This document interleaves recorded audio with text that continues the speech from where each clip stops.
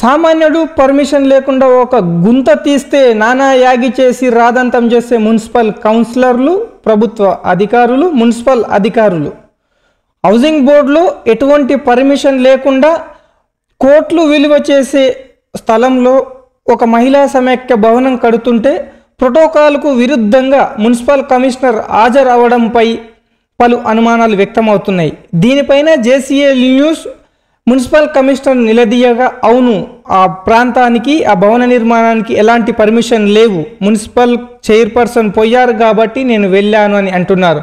ముందుగా municipal commissioner ఏమన్నాడో మీరు వినండి. సెప్టిక్ ట్యాంకు దగ్గర హౌసింగ్ బోర్డు కట్టినప్పుడు కట్టింది. ఓకే, అక్కడ యాక్చువల్ ఎలాంటి కట్టడం కట్టొద్దని గతంలో కూడా ఉత్తర్వులు ఉన్నాయని మేము విన్నాం. ఇప్పుడు అక్కడే మీరు ఎలా భూమి పూజ చేసి మళ్ళీ భవనానికి పర్మిషన్ ఇచ్చారు? భూమి పర్మిషన్ అయితే ఎవరు ఇవ్వలేదు.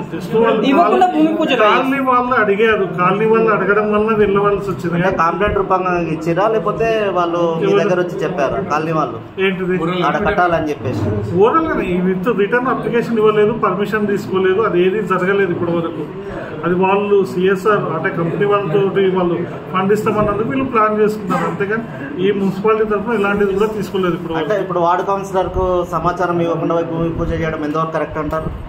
అదైతే తప్పే. అంటే మాకు కూడా ఇంటిమేషన్ లేదు. కాలనీ వాళ్ళు ఆ క్షణానికి పిలిచారు, మేము అట్లా పోయినాము, వాళ్ళు ఇంటిమేషన్ ఇచ్చారు అనుకుంటాం. కాలనీ వాళ్ళు ఆ క్షణానికి అయితే ఎవరికి ఇంటిమేషన్ మీకు ఇంటిమేషన్ లేకుండా అంటే కాలనీ వాళ్ళు మేము ఒక ప్రోగ్రామ్ చేస్తున్నాము అటెండ్ కాండి అని ఇన్వైట్ చేశారు. అక్కడికి అవకాశం ఉన్నప్పుడు మీరు అవాయిడ్ చేసేస్తే మీకు నెగిటివిటీ రాదు కదా. అక్కడ చైర్మన్ గారు ఉన్నారు నాతో పాటు. జడ్చర్ల మున్సిపాలిటీలో రోజు రోజుకు వివాదాలు పెరుగుతున్నాయి.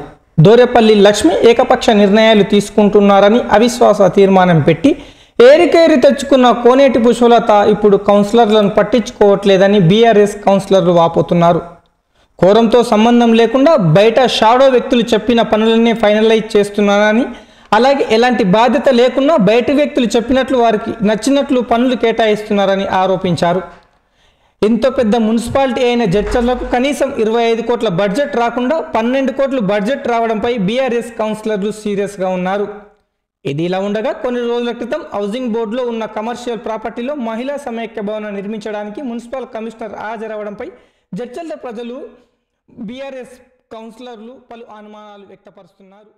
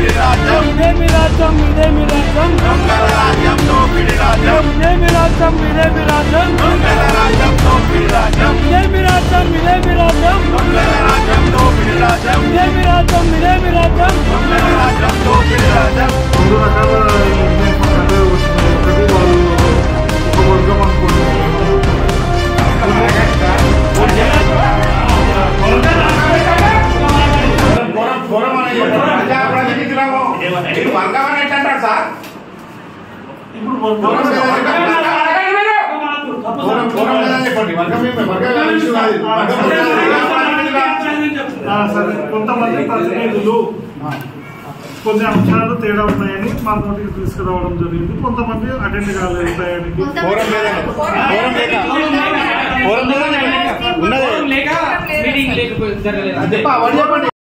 జడ్చర్ల ప్రజల ఆస్తులు కొల్లగొట్టడానికి, రాజకీయంగా తమ ఉనికిని కాపాడుకోవడానికి షాడో వ్యక్తులు అధికార పార్టీ అండదండలతో రెచ్చిపోతున్నారని బీఆర్ఎస్ కౌన్సిలర్లు విమర్శిస్తున్నారు. ఇప్పటికైనా జడ్చర్ల శాసనసభ్యుడు ఎమ్మెల్యే అనిరుద్ రెడ్డి షాడో వ్యక్తులను కంట్రోల్ చేయాల్సిన బాధ్యత ఎంతైనా ఉంది అని బీఆర్ఎస్ కౌన్సిలర్లు అంటున్నారు. ఇకనైనా పాలకులు, అధికారులు ప్రజా సమస్యల మీద దృష్టి పెట్టకుండా మున్సిపల్ ఆస్తులు ధ్వంసం చేసే కార్యక్రమం ఇలాగే కొనసాగితే ప్రజలు తిరగబడే అవకాశం లేకపోలేదు.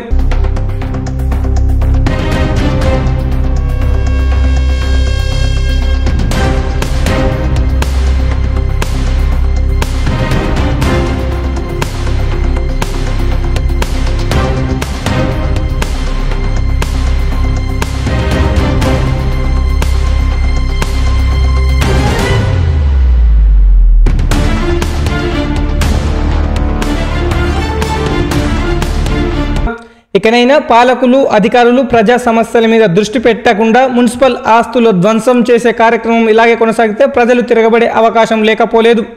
అలాగే వచ్చే ఏడాది నాటికి ఇప్పుడున్న కౌన్సిలర్ల గడువు ముగుస్తుంది.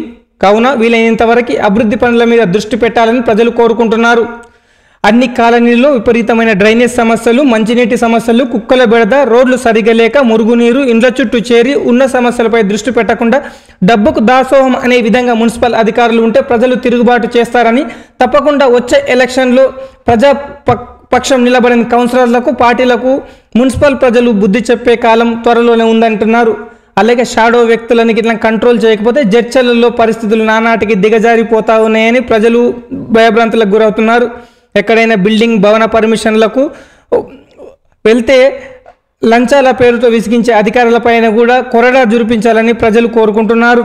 చూడాలి, ఈ వార్త చూసిన తర్వాతైనా మున్సిపల్ కమిషనర్, ప్రభుత్వ అధికారులు, ఉన్నత అధికారులు, ఆర్డీఓ, కలెక్టర్ వీటిపైన స్పందించి ఏమైనా చర్యలు తీసుకుంటారో లేదో. ఇదే మున్సిపాలిటీలో జరిగే విషయాలపై జడ్చర్ల ప్రజలలో ముందుకు వెళ్ళి ప్రతి ఒక్కరి గొంతు వినిపించే ప్రయత్నం చేస్తుంది జేసీఎల్ న్యూస్. ఒకవేళ మున్సిపాలిటీలో మిమ్మల్ని ఇబ్బంది పెట్టే అధికారులు ఎవరైనా ఉంటే, మీకు ఎలాంటి సమస్యలు ఉంటే మా దృష్టికి తీసుకురండి.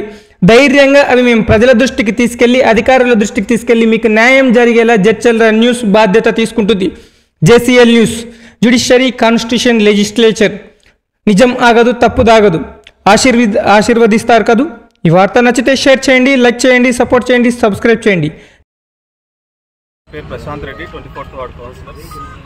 ఈరోజు జడ్చర్ల మున్సిపాలిటీలో మున్సిపల్ జనరల్ బాడీ మీటింగ్ ఉండే.